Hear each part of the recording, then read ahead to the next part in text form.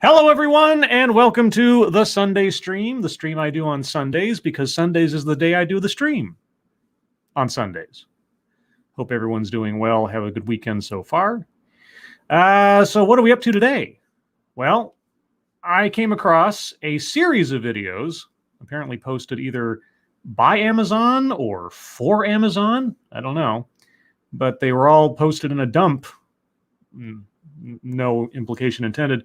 2 or 3 days ago, and very few of them have any views. The one in particular that we're going to be looking at today, at the time that at least that I looked at it yesterday, had only 18 views on it. So I don't think there's anything conspiratorial about that. I just found it interesting. If they have a pattern of not getting any attention for these things, why post them? I don't know. But I was curious because a particular word appeared in the title of one of them. A word that now becomes a trigger for me, as I've mentioned on several occasions. And that word is affinity. Affinity is becoming a synonymous, to me at least in relation to corporate culture and education, as indicating splitting people up on the basis of demographics of one form or another. Now, that's not necessarily bad in and of itself. It all depends about how you're going about it or for what reason you're doing it. And so I was curious, since I hadn't looked at a corporate example of affinity groups recently, I was wondering, is this just another rebranding of employee resource groups, or is there something else going on? And when you want to look to a representative of what corporate culture is today, I can't think of a better example than Amazon.com. And so with all that as preamble, we'll begin momentarily. But first, some hellos to those of you who have decided to join me this morning on this overly warm, sunny Sunday morning. Kiefer Dam, hello. Portmanteau, hello. Mike R, hello. No Name, hello. Arc 210, hello. Deco, hello. Robert Pincus, hello. Brittany Holland, hello. Chicago Mike, hello. Old Guy Gamer, hello. And I think that's everybody that I see. If there are lurkers or those of you in the future, thank you for taking the time. So this is a Zoom call, conference call kind of deal. It runs for just about an hour. I'm only going to be doing my show here for at most 90 minutes. If it catches my interest enough to do a second part to finish it up, then I will. But otherwise, we'll see as we go. One editor's note. I did make one, edit in the early part of the video. There's an introductory portion where a woman is speaking and telling us about stuff and the video that we're going to watch, I think. And then she pauses for a lengthy period of time where nothing is said. The only reason being, as far as I can tell, is to allow the ASL interpreter to finish doing his bit of things. But for the sake of the recording, there wasn't anything happening, and I didn't know exactly where it began or ended. So I just kind of sliced it out. So if you want to see the entire thing in its entirety, a link to the original is in the description below. But all that as preamble, let's find out about Amazon affinity groups, intersections, and impact. And this was apparently broadcast originally in October of last year. So all that being said, let's see what we see. Man, I love that panel. I think Jennifer and Ukanwa are both doing an amazing job challenging how we chase customer delight. I love what Latasha said there. Yes, again, this was a series of different Zoom calls, webinars, presentations. So this falls somewhere within there. So obviously she's referencing something that just happened previously, because I think this was all one big broadcast that they then just split up into various videos. Can you guys hear all that? Kind of loud, but good. Mike R says sounds good. Okay, I don't know what the volume spiking is going to be. The quality of the other people talking when they get to the panel discussion varies per individual because of their webcam.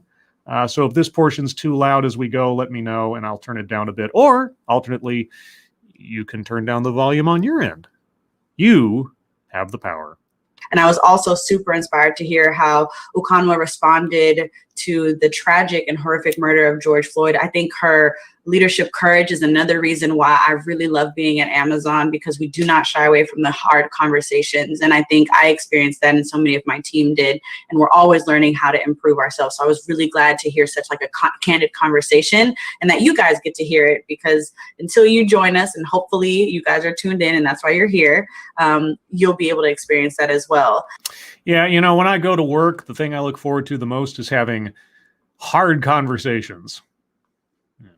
And that segues really, really well into our next panel, which we're going to be talking about affinity groups. Across all industries, there's a movement for inclusion that would ensure that all races, nationalities, and cultures are given room to showcase their talents. Yeah, I guess that's true.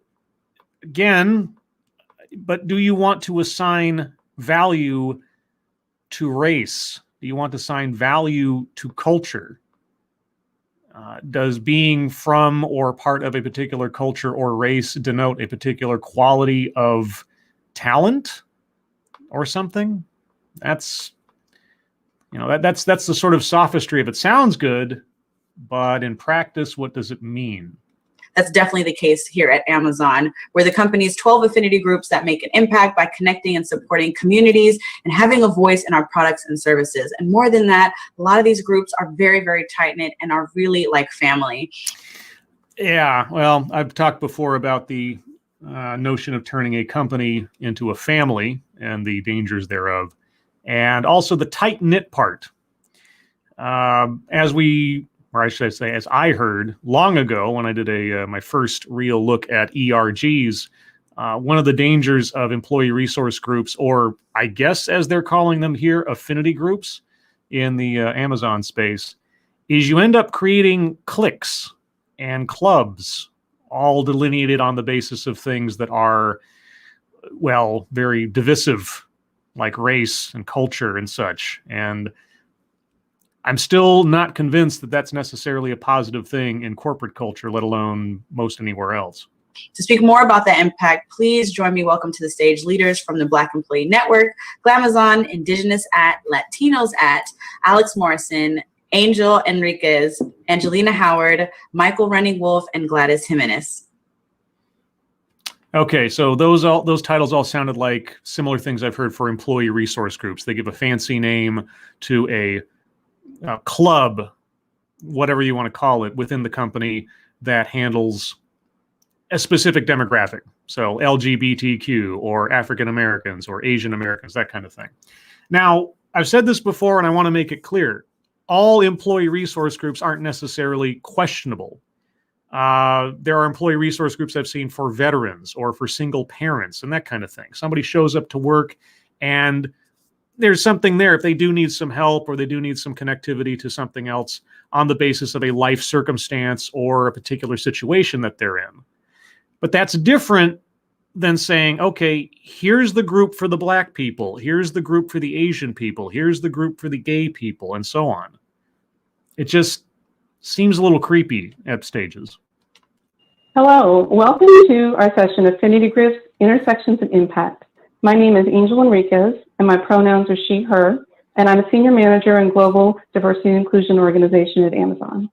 Ah, the pronouns. All right, pronouns. In addition to putting on events like this, I get the opportunity to work with our 12 Amazon Affinity Groups. Amazon Affinity Groups, sometimes called employee resource groups, are company and executive sponsored, and they focus on building internal networks for creating community, representing their communities as customers, leading in service projects, and reaching out and connecting Amazonians to their communities as well.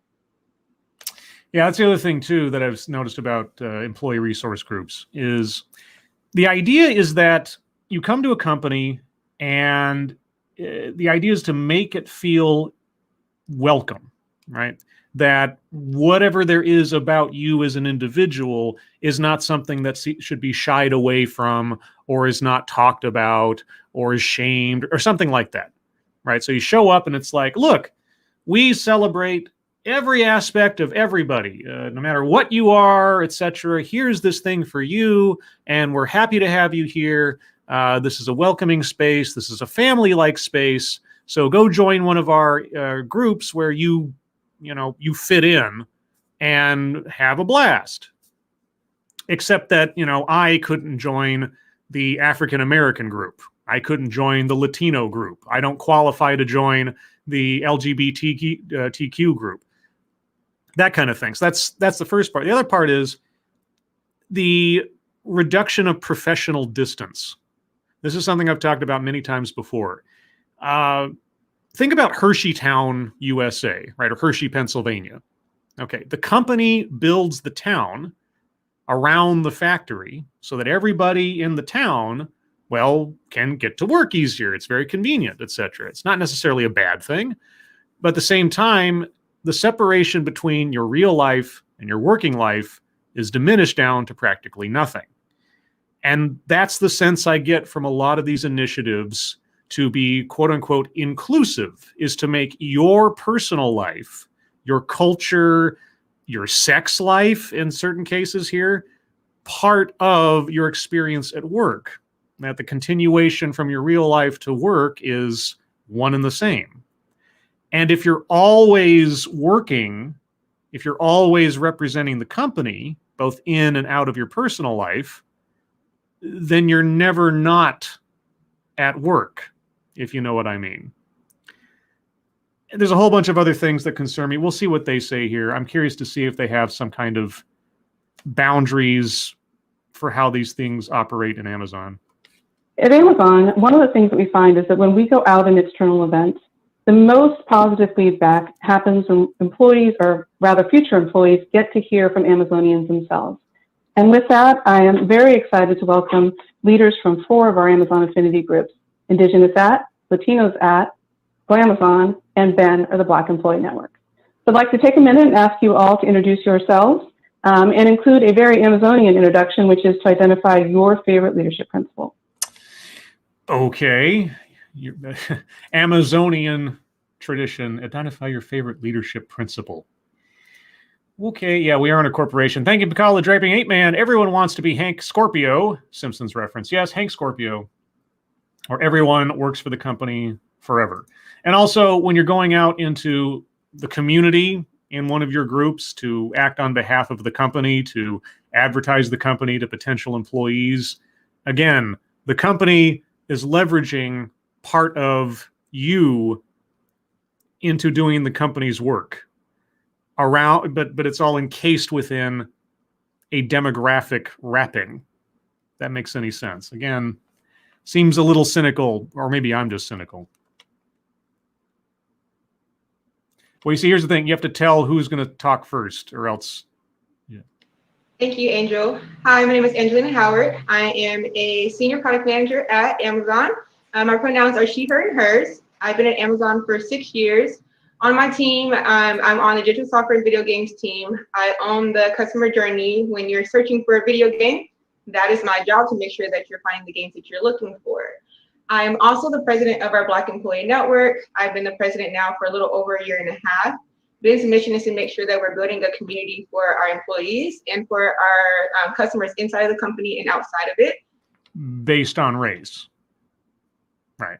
I am super happy to be able to do this here with you all. My favorite leadership principle is earns trust. I view this leadership principle in 2 ways. One, as a leader, and also as someone who interacts with Amazon senior leaders. As a leader, it is important for me to listen to my board of directors and also to our members. I have to make sure that I am willing to accept critical feedback and making sure that people who I work with, the people who I am leading, know that they have a safe environment to give me feedback, but also to trust that I'm working on their behalf, even if they do not see updates or see what I'm doing things in the background, and I have to make sure that they trust that I'm doing that. As an employee, it's also important for me to be able to trust that my leadership is able or willing to be vocally self-critical. A lot of our senior leaders have been here since the beginning of Amazon being created, so they have really built that culture, but they have to make sure that they're also being acceptable and accepting that sometimes we want to maybe change the culture. They need to hear from our members and saying, hey, we used to do things this way, but how can we make it more inclusive? And they have to be willing to accept that the culture that we had has to change and shift. So earning trust is super critical in how we drive a company forward. I agree. Trust between employees and their managers and so on, insofar as what concerns work, is important, the ability to, communicate and speak up when it's your place to do so, and so on. Because, the guy on the office floor doesn't necessarily have anything to say to the senior managers, but who knows? The question that I'm going to keep asking, and you can just assume is taking place in the background, so I don't have to be a complete broken record during this, is what does any of that have to do with divvying up the employees by skin color? Just assume that I'm constantly asking that question as things proceed. And that's why it's my favorite leadership principle. Great, thank you. Alex? Yeah, my name is Alex Morrison. I identify as non-binary, and my pronouns are they, them, theirs. I've been at Amazon for a little over a year. I'm a senior customer solutions manager on an account team focusing on mobile apps and self-driving systems. I'm located in San Francisco, and my affinity group is Glamazon. Glamazon is a vital resource for the LGBTQIA+ community within Amazon, as well as within the broader LGBTQIA+ communities where our chapters exist. As Amazon grows, Glamazon is growing into a global organization that connects LGBTQIA+ employees to company resources and to each other, and showcases Amazon's acceptance in our communities across the globe. Would Amazon otherwise not connect employees to resources if that didn't exist?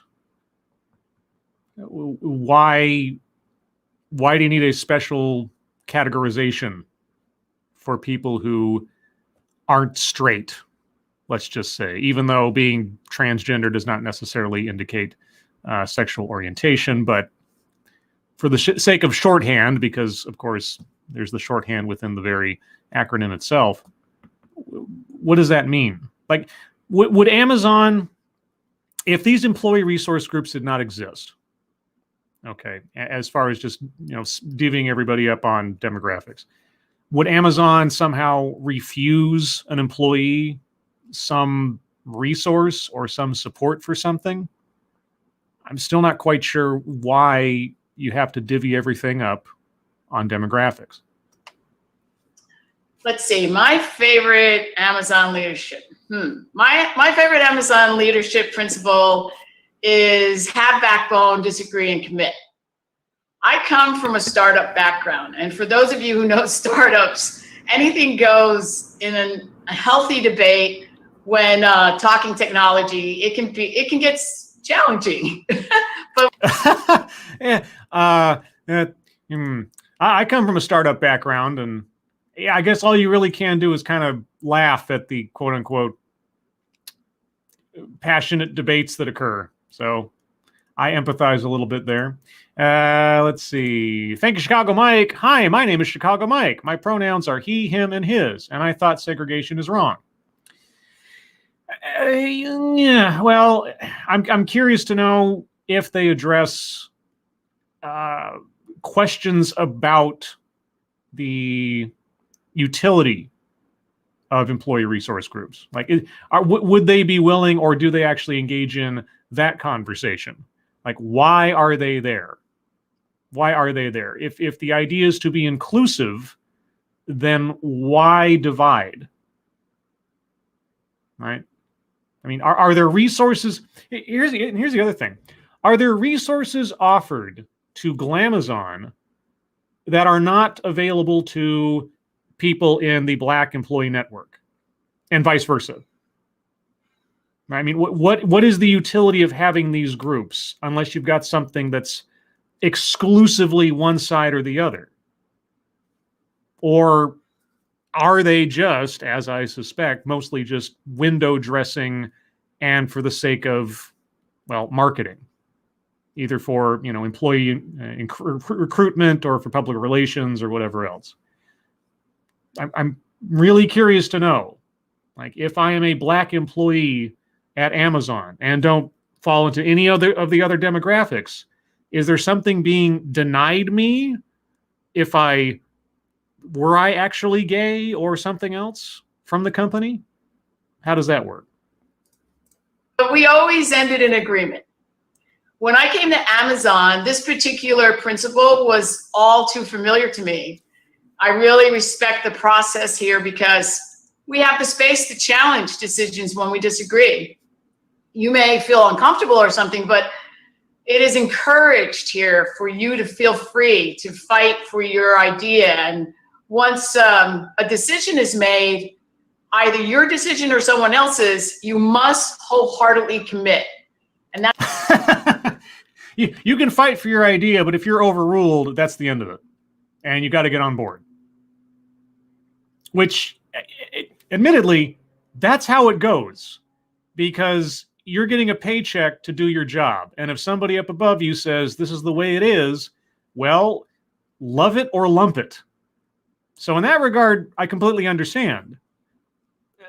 But, I mean, are you open to new ideas or not? If someone challenges you on something, I'm just curious to know what would happen if somebody said, hey, could we not, like, you know, categorize everybody on the basis of things that have nothing to do with their merit?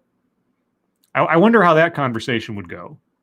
Ultimately, though, if you're drawing your paycheck from Amazon and they say, this is the way it is, well, either you stay working for them or you don't. That's up to you. That's why I love this principle, because it allows you to have your voice in the room no matter what. Mm-hmm. Even if it's entirely irrelevant. But hey, that's life. Great. Thanks, Alex. Gladys, would you like to share? Sure. Hello, my name is Gladys Jimenez. My pronouns are she, her, and ella. I have been at Amazon now for 9 years, and I am a tax manager, and I have held customer-facing roles, particularly in the space of global tax regulation services. One of my current functions right now is I'm part of a team that is basically responsible to ensure that we launch products and services that are tax compliance and audit ready.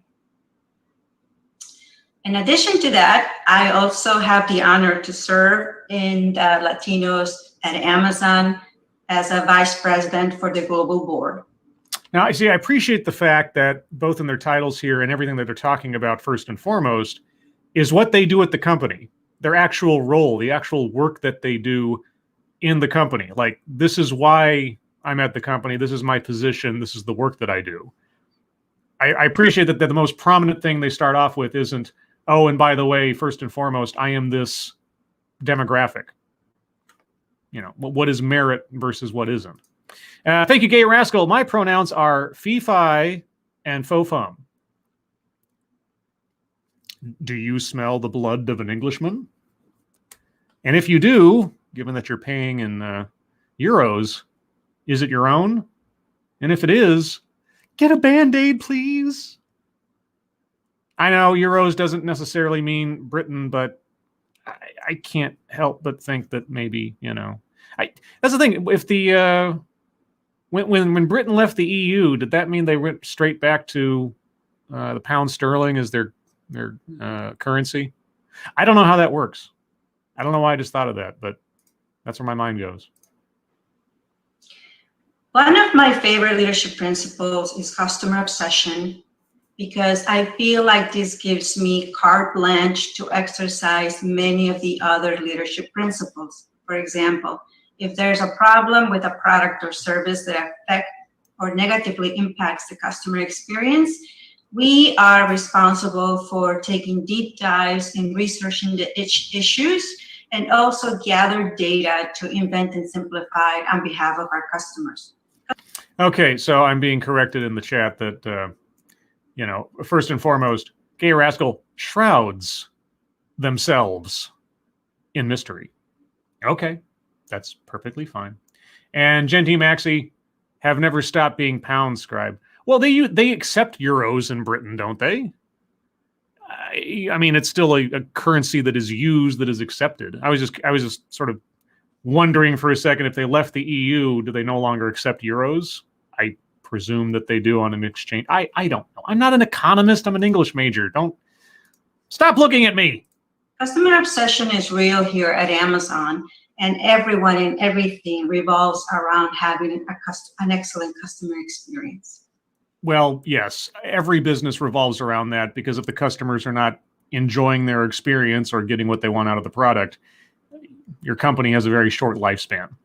Also, Keeverdam brings up a good point, which I didn't quite notice because my brain's elsewhere. Shouldn't her shirt say Latinxes? Yeah, they're not going along with the newspeak. Interesting. Thank you. Thanks, Gladys. And last but not least, Michael. Hello, I'm Michael Runnerwolf. I've been at Amazon for 3.5 years. You can call me by he or him. And I've been a software development engineer. I'm currently in the business data technology organization. I was formerly in Alexa. Mm-hmm. More importantly, though, I am the president, the current president, and a co-founder of Indigenous at Amazon's Indigenous Affinity Group, a global affinity group. That's more important than the work that you do for the company. Okay. And my favorite LP is Bias for Action. And I think Grace Hopper said it best. Ask forgiveness rather than get permission. And I feel Amazon really embraces this. Amazon embraces ask forgiveness than ask for permission? Really? Okay. There's a lot of our innovation, and it allows for employees all the way up to leadership to propose new products and new innovation. There was a process for that. It also allowed us to create Indigenous Ad.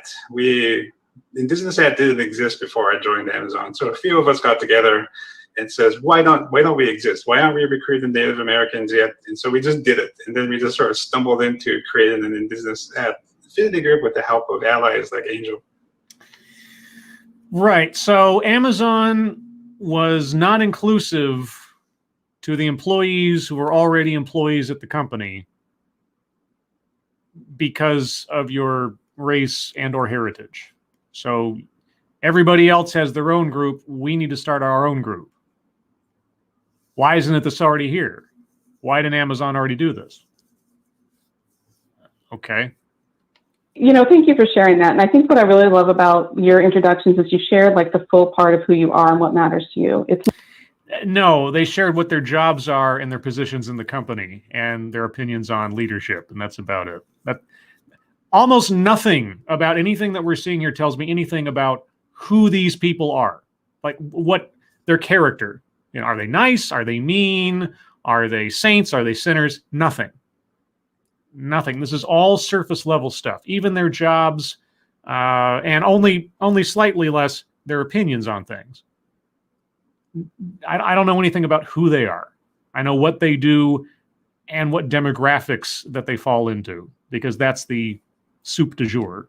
Not the usual, I've only been here this long and this is what I've done in the past, but really kind of who you are as a person. And that's so central to making this an environment where we want to be.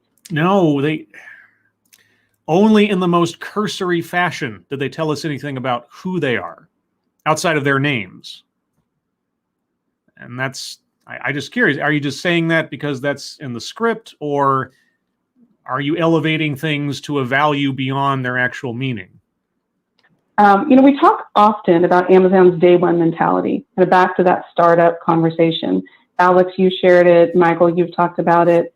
And really the same applies in our affinity groups.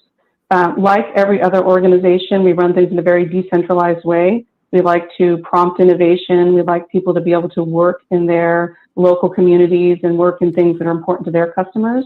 And we also are at different stages of maturity for affinity groups, if you will. If we think about, Michael, if you talk about where you are from a startup, you've talked about this, the 2 new affinity groups this year, Families At and Body Positive Peers are also in that startup mode. Families At, Body Positive Peers. Okay. Now, I'm just going to extend my imagination for a moment. Families At, so like, people that have to deal with being parents and working parents and that kind of thing. Okay, I could see that. That sounds fine. Body Positive At.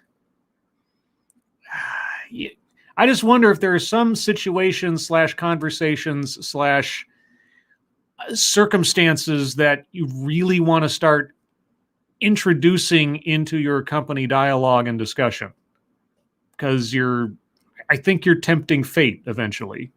I just really think you are either on, let's just say, internal company harmony grounds and potential legal grounds, depending on which direction things go and how you start categorizing people.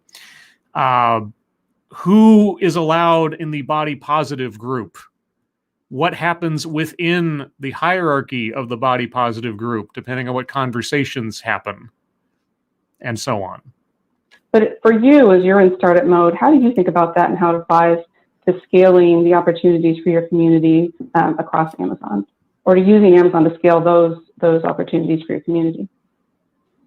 Yeah. So the most important impact for Indigenous I think our most important core values to us is, number one, create an internal community within Amazon, and also broaden the greater community. There's not very many Indigenous technologists, unfortunately, and we're not very visible within the industry in Amazon, and particularly within Amazon before I joined. But wait.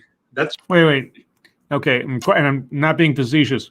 Should you be visible in the industry, quote unquote, because of your race, or because of your work, talent, and achievements?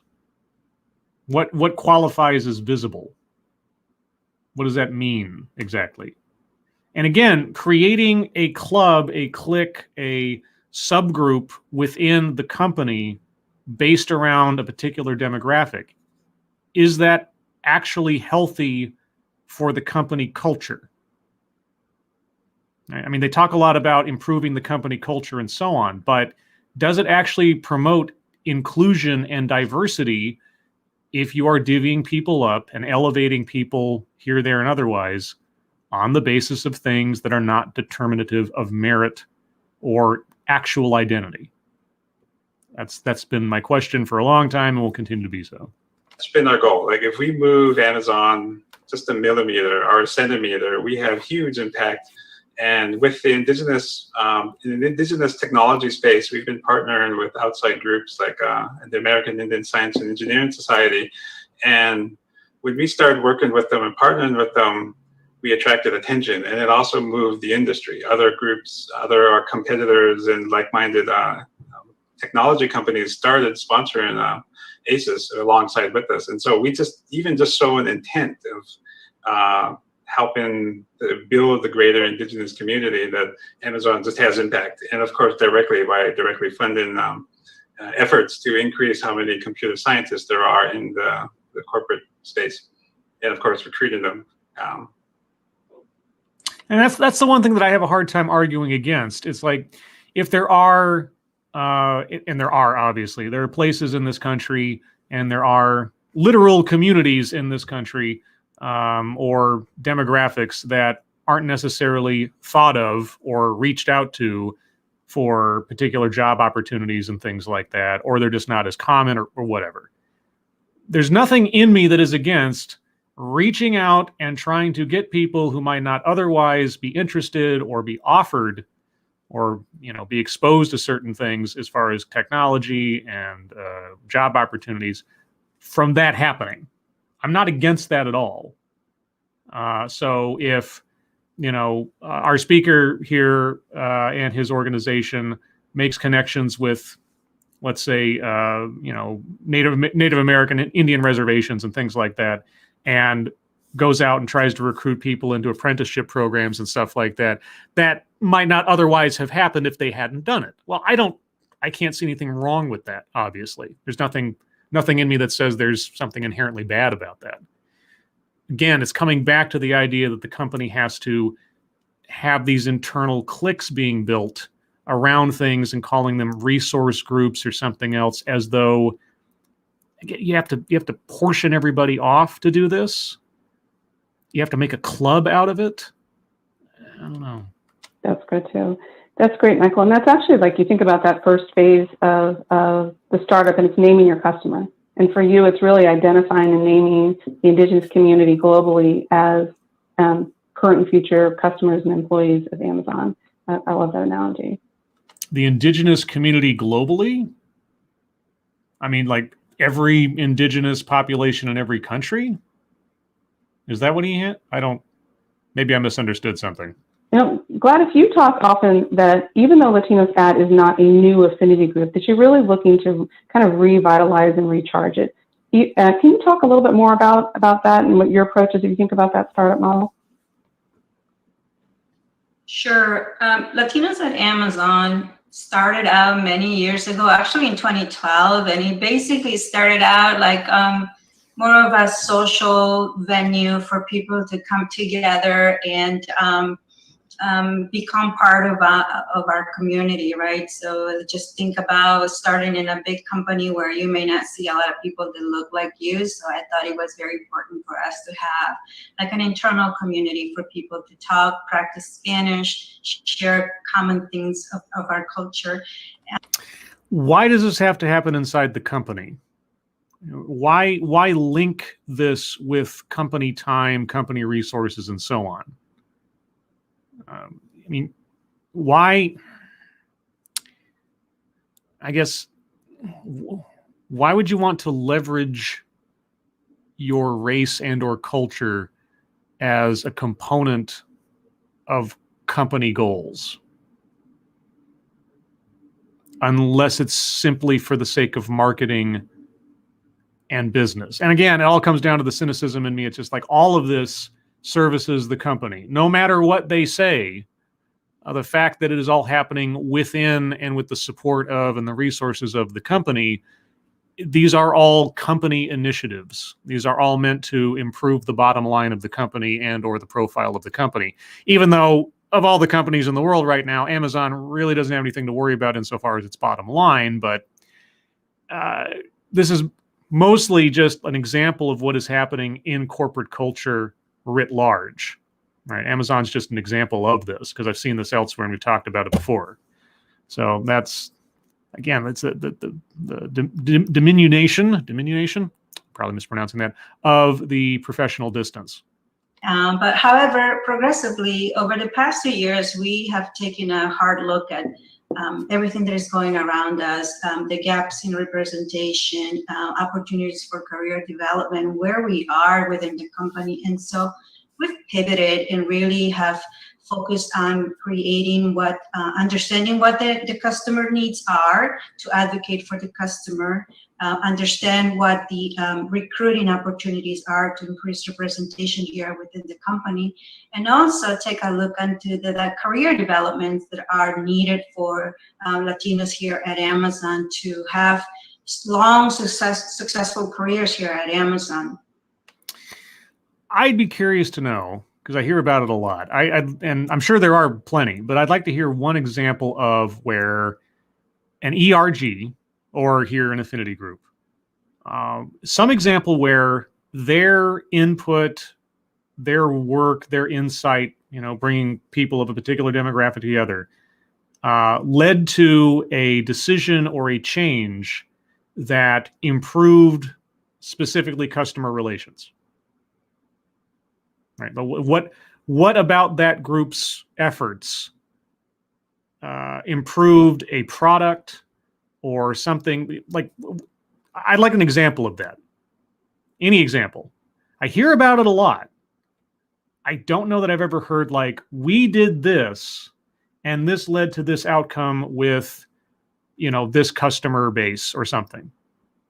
The recruitment part of it is also, again, depending on how you look at it, not necessarily a bad thing or something, but it's just this constant refrain of, we value what you are, not who you are. And lastly, another goal is community engagement and outreach. We have an amazing company who is backing a lot of our efforts, and we are utilizing those resources to ensure that we reach out to our community, especially those non-for-profit organizations that are serving the Latino community that is heavily impacted by COVID-19. Great. That's great, Gladys. But I love that you didn't lose the celebration either. Right? We just celebrated a wonderful Hispanic Heritage Month, and it's so important. And in the past, I've worked with affinity groups where sometimes they felt like there needed to be a trade-off where you couldn't celebrate, that you had to only be business focused. And I often coach them, really think about how important celebration is to your communities as well. Could only be business focused. If they were only business focused, these groups wouldn't exist. I don't know what she means. If affinity groups and or ERGs exist in a company, they service the business certainly, but they would not exist if they were not valuing something outside of business itself. Now, of course, the most cynical thing I could say is setting aside all of the celebration, all of the diversity and inclusion and so on kind of things. If you want to be really cynical, you could say ERGs and or affinity groups are just a friendly way of saying market focus groups within the company, right? They're focus groups. If we have all the employees that fall under a particular demographic or category in one place to discuss whatever about the product, the company, or otherwise, you're just essentially having your own already paid for on their own time doing focus group work for the company and acting as agents to specific demographics on behalf of the company, whether it's on company time or their own time. Again, it's like, well, business is business, but is it really as quote unquote celebration as it is utility? Thank you, Lancelot 652. Welcome to the board. You will be assimilated, is all I hear with these groups. There's a part of me that has, I spent some time working in a corporation, a big corporation, and there's some sort of pragmatic things you do to do your job, maintain your job. And if you're a company person, you do what the company wants you to do. I mean, they're paying you, right? You're drawing your paycheck, your career, your livelihood from the company. And so at a certain point, as the Glamazon representative there said, you can give your input, but ultimately, once a decision is made, you do that thing. So I don't hold against anyone here the fact that they are go company and go their group, right? I'm just curious and or concerned about the implications of what this does within a business, and also where the lines of legality come in. Because if you're divvying up your employees on the basis of race, sex, orientation, and so on within the company, and you're putting a value on those things regarding resources, this is what I was talking about before. Are resources by the company offered to groups within the company or specific people who fall into a demographic that would otherwise be denied someone else in the company because they are not the right skin color or they are the wrong orientation or something else? What happens then? How does that work out? Questions that come to my mind. And it is to elevate and to lift people and the cultures and traditions that we bring to the table. So I think that and Indigenous Peoples Day will have just celebrated, and a broad variety of other celebrations that came in. It's an important part to keep in mind. So I love that you're keeping that while also saying, it also has to be about defining what really needs to happen in a way that advances us throughout. Could a white person join the Black Employee Network group or affinity group? What if that person just for whatever reason just has an interest in promoting or furthering opportunities for Black employees? Could they join that group? I'm asking a rhetorical. I don't know. I'm honestly curious to know. So Alex and Angelina, Glamazon and Ben are long and standing affinity groups. And so when you think about some of the challenges that we talk about at Amazon, how do you stay day one? How do you keep from being day two? How do you stay day one? How do you keep from being day two? How do you always stay right at the beginning without any movement beyond? I love corporate speak because half the time I'm trying to interpret it and I don't understand what they're talking about. We always have to have this startup mentality that we're always just starting on day one and everything else. Like you can't mature, you can't evolve. Tell me about how you're thinking about that and what the next evolution is for your affinity groups. Well, no. If you're going to stay at day one, you don't get to evolve. How do you maintain that day one and not go on to day two? If there's no day two, there's no change. Okay. And Angelina, if I could ask you to start on that.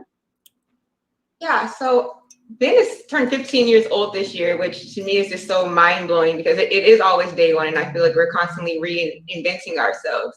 So for us, we're constantly thinking about how do we refine or define who our customer is. Wait. How do you define who your customer is? I think it's in your name, isn't it? I mean, the name of the affinity group. Because when you think about the Black experience, it's not monolithic, it's a spectrum. Then why is there only one affinity group? Okay. So it's important for us to make sure that we're acknowledging and celebrating that. So although Amazon is based in the US, we have to make sure that we're not just putting on programming that is focused just on the US, Black Americans. That's not the only people who are here. Those are not the only employees that we have. Wait. Do you mean to tell me that simply being a particular skin color does not define identity or who you are or anything else, that it by itself says nothing about either your culture or your origins or your opinions or your life experience? Then what exactly does it mean to have a Black employees network? So making sure that we're acknowledging that and celebrating that. And one of the things that we've started to make sure that we focus on is really thinking about the African diaspora and the intersectionalities within that culture. Whoa, the African diaspora and the intersectionalities within that culture. That culture. What did we hear from that student from Nigeria last week? Or the week before, I should say, when he was talking or responding to the professor about W.E.B. Du Bois and his thoughts on race. That culture. Is there only one after you just said it's a spectrum and each nation, each people has their own thing? So when we think about Amazon has been around and Ben has been around for 15 years, how do we make sure that we're continuing to figure out what are the problems that our community is facing? No. Our community. Okay, either being Black is a monolithic experience or it isn't. So your community ends within your community. Your skin color does not make you part of a community writ large globally. If everything's on a spectrum, if every nation in Africa and every people therein has a different way of living, of speaking, of doing their daily lives, which is it? Okay, you get to pick one, and one is more accurate to reality than the other, but you got to pick one. So we, for example, now we're moving towards a global board structure. We've been operating outside of Seattle by having different chapters. We have over 25 chapters. How can we have a group of people really focused on driving initiatives across the company, beyond headquarters, beyond just the US? We have chapters in Brazil, Costa Rica, Luxembourg, Cape Town. How do we make sure we're making initiatives that reflect all of our employees? Yeah, well, doesn't it break down at that point that skin color is effectively irrelevant? Right? I mean, I would be surprised if your chapter in Brazil and your chapter in Luxembourg have a whole lot in common outside of skin color. So what is the point of having a Black employee network? What does that mean? Why is it important to delineate on the basis of race? You've just told us it doesn't define anything. And also thinking about how do we move from discussion to having action. So we created a community, and that was and still is the foundation of BEN, but how do we make sure that we're driving action that explicitly creates a culture where our communities can actually thrive? So we're not afraid to think big. I think Angel can tell you sometimes she's kind of like, what in the world has BEN doing now? Oh my gosh, like what is happening? But we're not afraid to, and that's the big thing. Like you have to think big. You can't just, stick with the status quo. So what does that mean? As I say all the time, give me an active example. Give me a time where that occurred, you had to think big, you took action, and something happened, or what? Can I get one? Anywhere? One? We think of things that are just, out of nowhere, and then everyone's like, oh, it's a good idea. I don't think we've had really any pushback for things that we just kind of run and do, to Michael's point, just kind of do things and ask for forgiveness, and you just... Boy, oh boy, I wish I could say that I have ever worked for a company where just on my own I decided to go off and do something that wasn't even either known by my superiors or approved of by my superiors because I intentionally did so because I was like, well, I'll ask for forgiveness. Maybe I'm just not that brave. I don't know. And again, different companies operate differently. But as I said, I don't know what she's talking about. Like, when was the time that you decided to go off the ranch per se, and with the "I will ask for forgiveness afterwards" mentality? Like, give me an initiative or an action, something. Show me what it is that was just so spontaneous and outside of the box that you got approval for after the fact. Can you give me one? Just anything. Just drive them, and that's what I think BEN has really done and been a pioneer in that space. So some of the examples is that for Black History Month, we had maybe 1 or 2 events, and the previous president said, hey, we should have a budget just for Black History Month. And one of our leaders said, okay, let's say I give you a budget. What would you do with it? Wait, he asked first or suggested it? What? Okay. And you cannot threaten us with a good time. We said we will make sure we put on initiatives that are for the community inside of the company and outside of it. So it's making sure that we're just thinking big. We're not just saying, okay, well, we can only do this. It's asking for it and making sure you build a case for it. Well, wait. I got to back up a little bit because I'm confused now. Are you taking actions outside of the chain of command because you think it's a good idea and you're going to do it without asking permission? Or was this a result of asking for permission, getting a budget? Did I misunderstand something here? I'm going to back up about 10 seconds. Yeah. Outside of it. So it's making sure that we're just thinking big. We're not just saying, okay, well, we can only do this. It's asking for it and making sure you build a case for it. Okay, so you're asking for it, building a case for it. That's not asking for forgiveness. Did I miss something? So we're thinking about our customers inside, but also our customers externally. How do we make sure that BEN is also contributing to the business? We have things like Textures and Hues that launched where we're focused on Black hair care.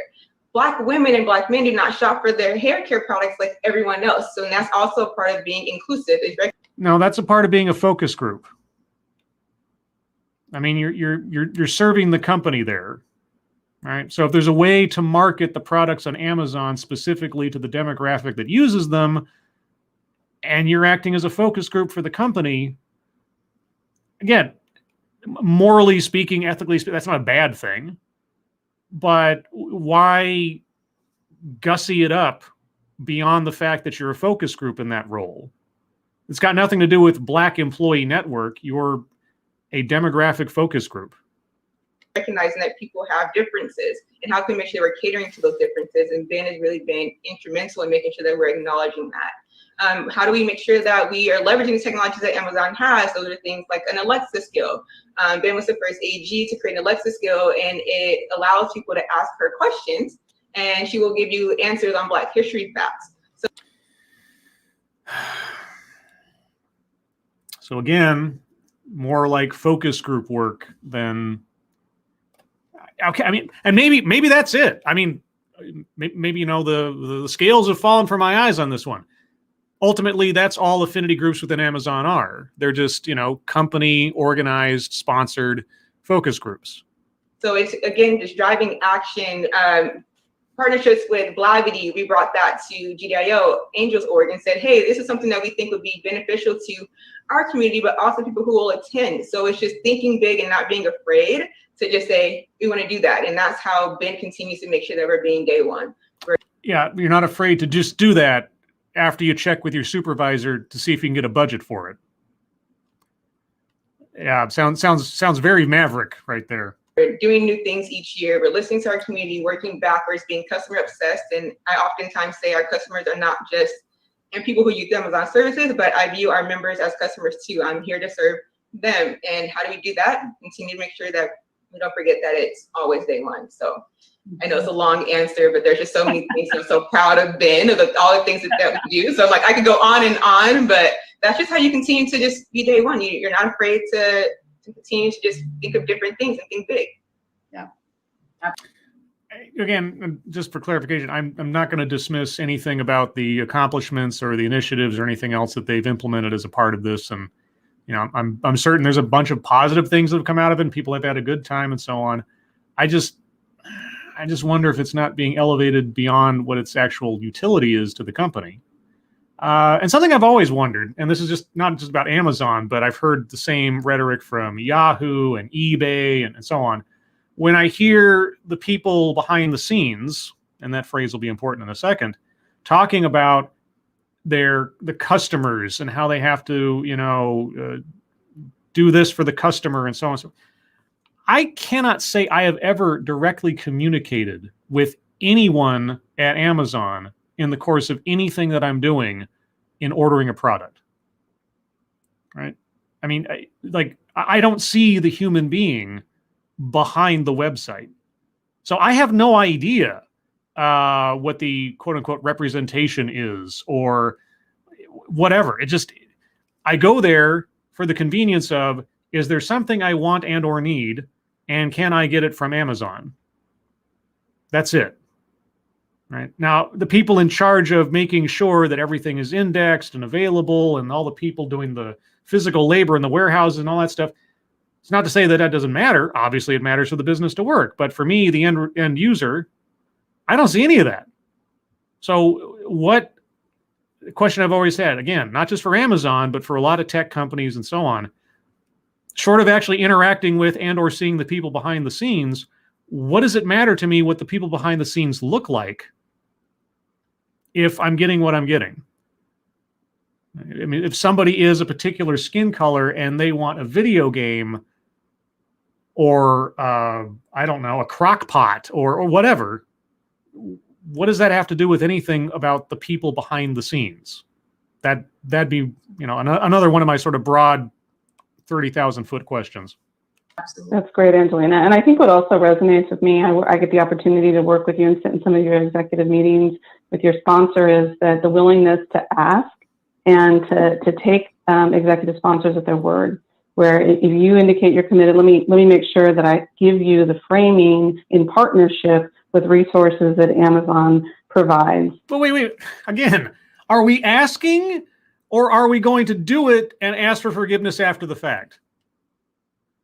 Are you asking permission or are you the mavericks that you say you are? Because so far all I'm hearing is following the chain of command, which is fine. I mean, it just confuses me. You say you have this go get 'em day one, we're going to ask for forgiveness after the fact kind of attitude.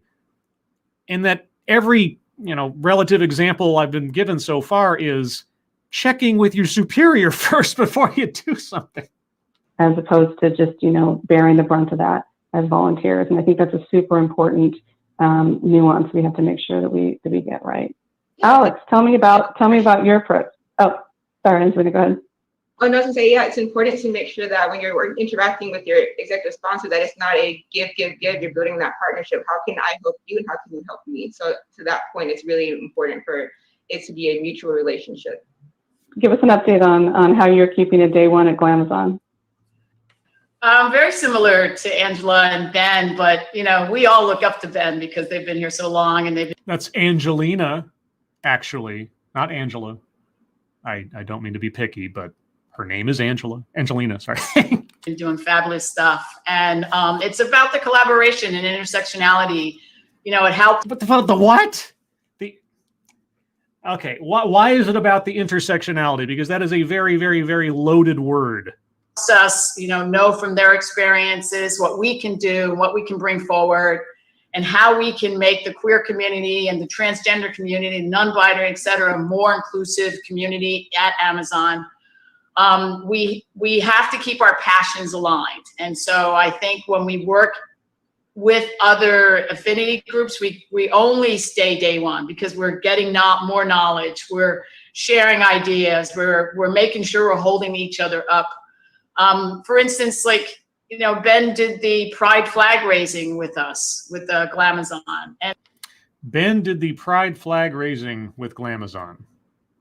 Okay, so 2 different affinity groups, again, delineated on the basis of, in one case, race, in the other case, a sexual orientation, again, shorthand, because being transgender does not necessarily at all indicate your sexual orientation. Okay, so these 2 worlds collided to raise the Pride flag. And that was a big event and an incredibly collaborated one. Raising a flag. How much collaboration was needed?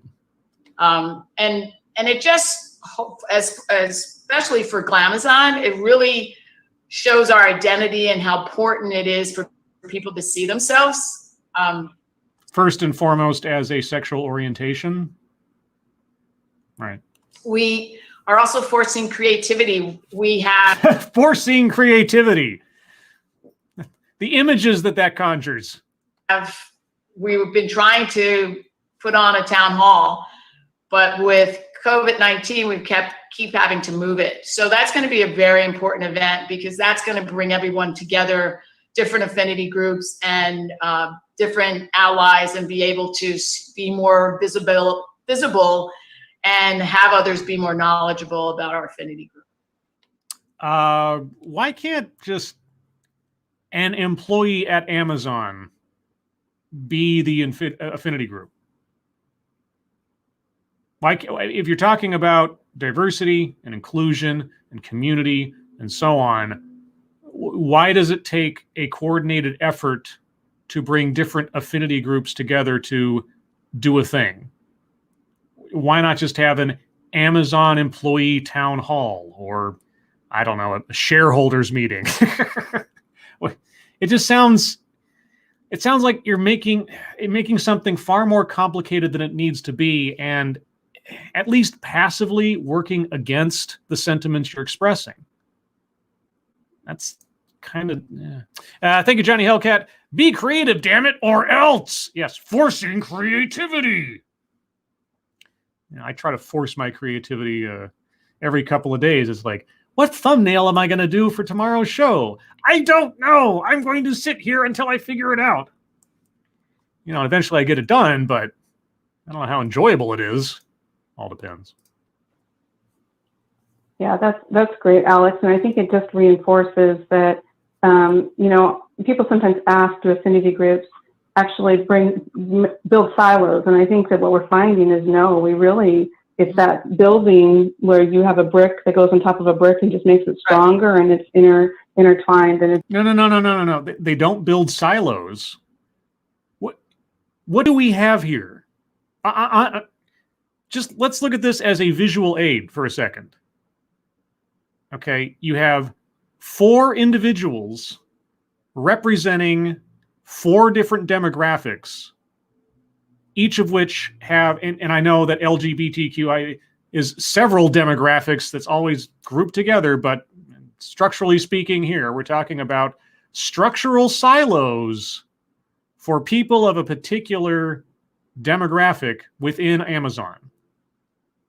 And yes, they all share the interconnectedness of being Amazon employees. You can't quite get past that, since that is the mainline connective tissue between them all. But if they're not silos, they are at least individual branches that only occasionally, quote unquote, intersect when it's, I don't know, visibly convenient to raise the pride flag. Don't pat yourself on the back too much here. They wouldn't be here if you were not divvying people up into categories. It's just really great. And I know that to you, we've talked about how important it is also to feel seen in that process, to make sure that we're not just having some of these, having intersectional experiences that don't come to the forefront, that we're actually celebrating them as well. What does that mean? Having intersectional experiences that come to the forefront, but that we're celebrating them as well. Like, word salad to a great degree, corporate speak to another degree. What does that mean? Kind of talking about this, what are your priorities for 2020 as you think about what you're looking to do? Wait, why didn't you ask Michael about his day 1 versus day 2 philosophy? Did I miss something? Alex, can you tell us a little bit about what Glamazon is focused on for 2020? Well, Alex just spoke a second ago. Why isn't Michael being given the floor a little bit here? I'm being slightly facetious, but also slightly serious. Why? Yeah, sure. I am proud to share that we are keeping our focus moving globally, and we have a new chapter in New Delhi. This chapter is focusing on educating India-based Amazonians and allyship and the LGBTQIA+ community in India, using training materials specifically created for that project. And then later part of last year, we have the Glamazon hosted Transformative. And that's a 1-day conference about gender diversity inclusion put on by the Transgender Engagement Committee. And that the Transgender Engagement Committee. So there's a group within the group that does, okay. Features panels of transgender Amazonians, leadership, members of the benefits teams, and guest speakers. Great, thank you. I remember Transformative last year. It was really, really great. It's a great education, and I actually shared it with my kids in some ways. We went back to some of the other tapings. It was really great. Yeah, let's put everybody on stage who's transgender.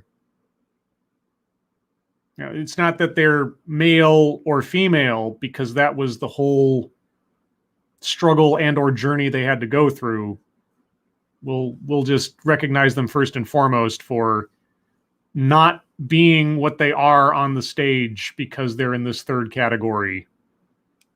I've always found that a little sort of, contradictory or self-defeating in a way. I don't know. Maybe that's just me. Angelina, tell me about Ben. We've heard. Go ahead. I was just going to say that's the part of the external community. Like when you share it with your children or with family members, etc., it's the knowledge and the learning keeps going on. That's great. Angelina, we often hear about Ben having kind of some of the most experience we hear. We're going to copy and paste. Okay, are the only two people worthy of talking to here Alex and Angelina?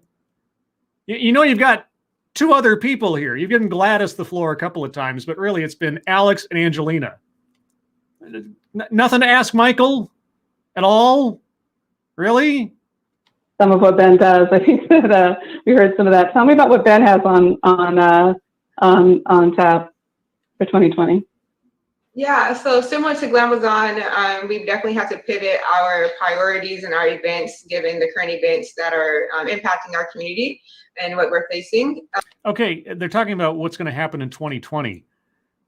As far as, just as an editor's note, as far as I know from when the thing was posted, this occurred in October of 2020. So at the sunset of 2020. So, okay, again, maybe I don't know when this took place because I'm getting confusing notes here. Unless Angel means 2021 and keeps saying 2020, or this occurred far earlier in 2020 or 2019. I don't know. I'm a little bit confused. So our current priorities for the remainder of 2020 are... Oh, the remainder of 2020. Okay. So maybe Angel means 2021, and she keeps saying 2020, but whatever. One, civic engagement. We're focused on voter education and voter awareness. I want to make sure that we really tie in education into this because it's important for people to have historical context as to why are we in the positions that we're in today. It's important to have historical context as to why we're in the positions we are today.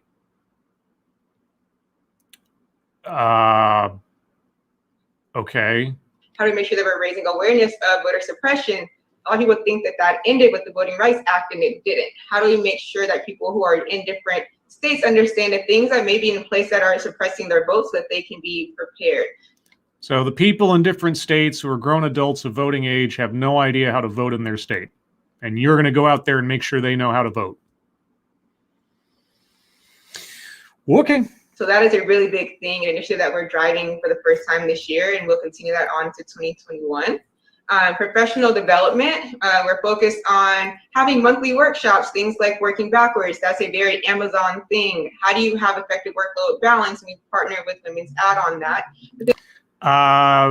Can anybody be in on that workshop? Because it doesn't sound race specific. Is that something that only you offer in your affinity group? Again, this goes back to my question. What resources are available to Affinity Group A that are not available to Affinity Group B, or just J random employee X? Then also preparing for the launch of our Executive Leadership Development Program, where we are focused on providing Black employees with mentors and sponsors and increasing the number of Black executives we have at the company. Okay, so if I am a Latino employee at Amazon, I cannot take advantage of the mentorship program that is being offered in the Black Employee Network Affinity Group. Okay, I just want to make sure I understand that. So that's what we're doing for professional development, and that will also continue on into 2021. And then as a response to the impact that COVID-19 has had on our communities, making sure that we are supporting Black businesses and entrepreneurs. As a lot of people are aware that COVID has disproportionately impacted the Black community. So how can we make sure that we are supporting them beyond the grants that a lot of companies have provided to them?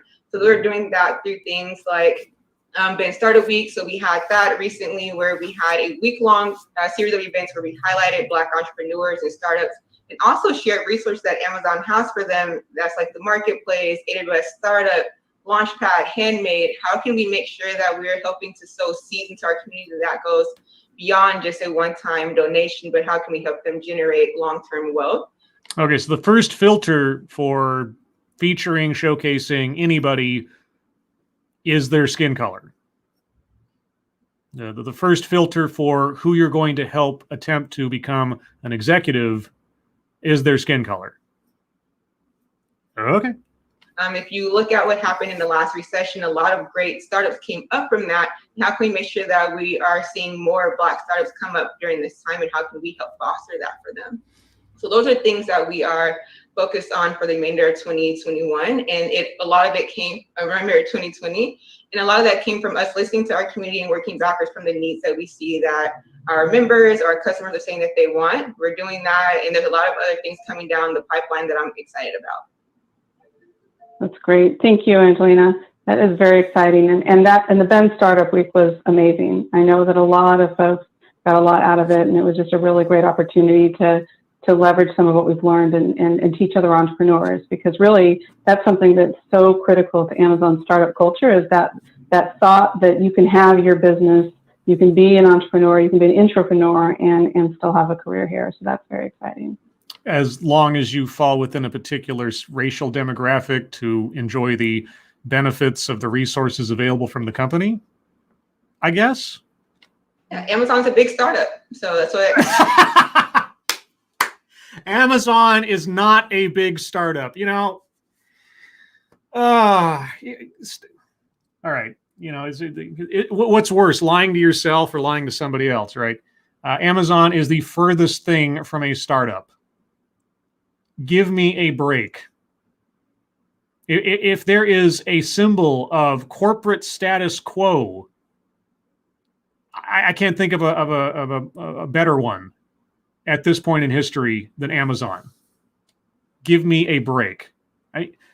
In your own, you know, portions of the company where you're working, you can have that attitude that get up and go kind of, you know, innovative and all that. That's fine. That's fine.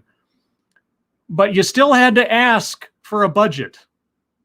So we really want to like touch on, we use Twitch, which is an Amazon subsidiary that is a startup. So yeah, it's Twitch is something that Amazon acquired because Amazon's a startup. You know, Amazon, the startup, acquiring Twitch. How much did Amazon pay for Twitch again? And Amazon's a startup. How do we continue to foster that so we have more Amazons, more Twitches, more AWSs? Gladys, would you like to go next in terms of the 2020? Sure, yes. You know, so as mentioned earlier, What about Michael? That guy's sitting over there with nothing to do. Come on. I feel bad for the guy now. He's just sitting there. You know, look at him. He's happy. He's excited to be there. You gonna ask him something? We do have very focused objectives on recruiting to bridge the representation gap, career development to make sure that Latinos continue advancing and having successful careers here at Amazon. But we have also put reasonable resources to engage our community. As you mentioned, we have many Latinos here, and because of COVID-19, and many of our members are basically frontline employees impacted by COVID every day. And so we felt that it was very necessary to continue with the Hispanic Heritage Month celebration. Originally, we used to have live events, and now we pivoted to virtual events. Well, so did everybody else on everything practically. So, you know, in that sense, everyone was, at least at the time that this was recorded, and still is, in the same boat to a lot of extent. You know, it's not like anybody on the basis of any particular demographic had any more freedom to attend events or organize things in person than most anybody else, unless you were protesting something somewhere. But other than that, we started out with a goal of having like maybe 5 or 10 events, and we ended up, when we all got together and put all hands on deck, it was just amazing. We have over 25 events lined up for the month. Yeah, because virtual events are far easier to organize than real life events. You just say, hey, here's a link to the Zoom call. Yeah, and you know, and good for you, but I don't find that all that impressive given the medium you'd be doing it under. From September 15th to October 19th, and actually it's very inspiring and it's just very moving to see how, I mean, I know my passion, I know that I'm here to serve my community. I consider myself very privileged to be here at Amazon. You're what? I come with a very humble background, and so I always felt the high sense to pay it forward and to open up doors for others that are walking along my side, and also others that are going to come behind me. And so having to see all the support from the Amazon community, from GDIO, from the AGs, we're doing a lot of intersectionality and events with Ben. Doing a lot of intersectionality. I'm really curious to know, given the limited instances that word's been used here and the contexts in which it's been used, what that means to each individual speaker. Because it's losing its impact every time it's used, and it doesn't sound like it's being used in the way that I understand it to be. And Women's Ad and Y5 and everybody else. And so that makes me feel very proud and makes me feel encouraged to continue working hard and just not only supporting our internal community, but we are also able to leverage the resources to also reach out our external communities. There are different Latino serving NGOs or non-for-profit organizations with which we have partnered to. No. Not-for-profit is a not-for-profit. NGOs are non-governmental organizations. At least as far as I understand it, is that a synonym for a nonprofit? Is an NGO inherently a nonprofit? I know it's just silly, sticking point in my brain, but I just like, well, and if that is, well, I'll learn something.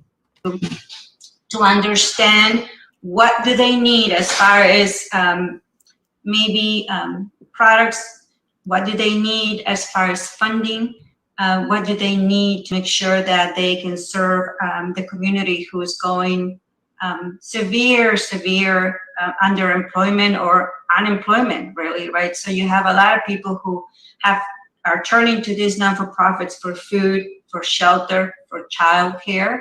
A lot of people cannot afford to stay home to help their kids to do virtual schooling, and so all of those things are taking a big front stage in our initiatives this year, and we aim to try to do as much as we can and continue advocating for that external customer within Amazon to ensure that we can provide the support. Wait, external customer of Amazon. If you're giving money to nonprofits that are servicing people that are experiencing hardship because of the pandemic or the loss of jobs and so on and so forth, are they necessarily your customers? Or is that how you see people? Or I don't understand. Now, I'm not. This is not me, criticizing helping charities at all. I just find that a very weird statement to me. For those NGOs. Thank you. That's great. Thank you, Gladys. Jim Healis in the chat here, if I can bring this up. Jim Healis says NGOs are assumed to be nonprofits. Okay, because I mean, I don't. It's one of those things where if there's two different terms, aren't they different themselves, kind of things. So, all right, I will accept that answer. Thank you, Jim Healis. Michael. Michael? What? But Michael's still here? Oh, Michael. Tell us something. Tell us what you're up to for 2020/2021. What's on deck for 2020 for this year? That's left over, but for this year. What's on deck for the last 3 months of the year? Yeah, I guess. Why did you ask like what's on deck for going into 2021? That seems like a more reasonable question at this point, Gunnar. Yeah, so like I said earlier, we're definitely in startup mode. We're one of the newest AGs. I see. You're the only one. You're the only one who can claim anything like being in "quote unquote" startup mode because you're the newest. So, yeah, okay. The newest, but we were a fairly recent addition. Mm-hmm. And so for us, it's really just building our culture. We are, I guess, in software engineering terms, I'm a software engineer nerd. I would say we're starting to productionalize ourselves. Number one is learning the levers of power or what kind of ways we can influence the way Amazon does business. Okay.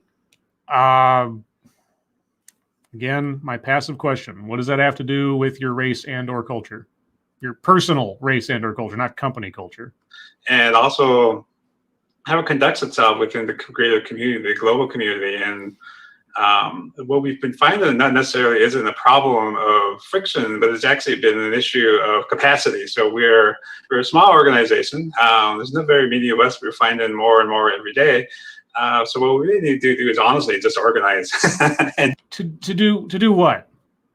Seriously, to do what specifically? Everything so far has been what you do as a job, you know, your function within the company, finding the levers of power. Like, okay, what is the goal? I guess what is the goal of your affinity group ultimately? Be able to take advantage of the opportunity that I have here at Amazon, and so I'm the very first president, and I see myself more as a transitional president, from taking us from the creation of Indigenous ad to this new stage, which is going to be very exciting in 2021 when we start actually blooming. I guess this part right now, we're just sort of in a very heads down, trying to organize ourselves.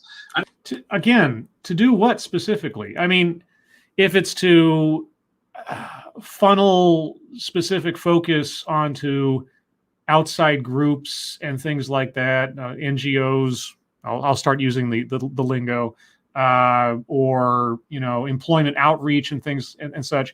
I mean, you mentioned that a little bit. Is that the goal? To start up your own affinity group to focus the company's attention and or resources on your specific demographic? Is that it? And I'm not saying it's necessarily a bad thing. I'm just wondering, like, what is it that you're aiming for? Understand what we want to do too. It's also very important. Yes. And developing these processes with our peers, our friends, and Dan and Glanazon. And our entire creation process as an Infinity group was built upon advice from Latinos at and Glanazon advisors, and, you know, how it's been organized. And so we take inspiration. So wait, you worked with all these people to do the same thing as each. Why have affinity groups? Why have them? Why? If you as an individual say, hey, I want to work to do a thing and a stuff, if Amazon is a culture of asking for forgiveness, not permission, why do you need an affinity group? What does that do exactly towards what you want to do as an employee? If Amazon's really welcoming to all sorts of opinions and ideas, why do you need to leverage, first and foremost, being the president of an affinity group? Why can't random employee just do that? With that, and also give it an Indigenous twist. We have our own protocols and processes. You have your own protocols and processes within the affinity group that are unique to your, just to separate out one thing, corporate culture from ethnic culture. So your ethnic culture informs how your own affinity group works. Okay. And even within our Indigenous board, we are not all of the same tribe. We represent members from across the continent, the Sacred Island, North America, and it's really important to understand the diversity even within Indigenous communities. And well, could a tribe within the company have their own affinity group separate from your affinity group? Right? I mean, if a Hopi Indian in Amazon wanted to have a Hopi Indian affinity group, could they do that separate from your own and operate separately? I'm just wondering, how granular can you get with an affinity group? Again, rhetorical, but I've heard otherwise. I'm going to let Michael finish his portion here, and then I'm going to start wrapping this up, guys. We're at about 90 minutes as it is, and then I'll do a little closing. And present this to the business and our leadership, who have been very welcoming. They're very interested, very curious, and it's really more an issue of how do we maximize this this opportunity. And that's our goal for this year. Next year, I think, to get bigger. Right now, Okay, I'm going to cut it there because that's a good place to cut. For my own reference, 33:16 on the clock of this video. Now, I'll just say first and foremost, I'm hesitant to do a second part on this because I'm not sure there's much else to be gained or gleaned from this as far as my curiosities about how affinity groups in Amazon work. They are employee resource groups, just by another name. I'd be curious to know, if I could ever find the answer, why they decided to adopt the term affinity group rather than employee resource group. Is that just the cool thing to do now? I don't know. Now, I just want to say, as a company utility, and I'm going to make it that sort of, well, mechanical, because that's what it is, I can understand the use and the advantage of having affinity groups, right? You have your own in-house focus groups.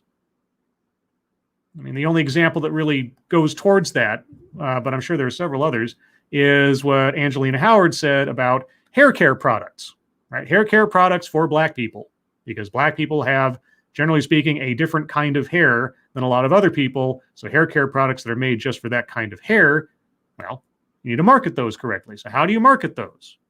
Well, here's our focus group. Okay. Again, kind of a cynical thing to put on it, since everybody's here's talking about, oh, the accomplishments and the good that we're doing and so on and so forth. Ultimately, it all goes towards service of the company's bottom line in one way, shape, or form. Right. So there's that. The ask forgiveness, not permission thing kind of falls apart every time they say, you know, we asked for a budget, you know, or we talked to our supervisor or something like that. It's like, yeah, whatever. We're really a startup. No, you're not. You're not a startup.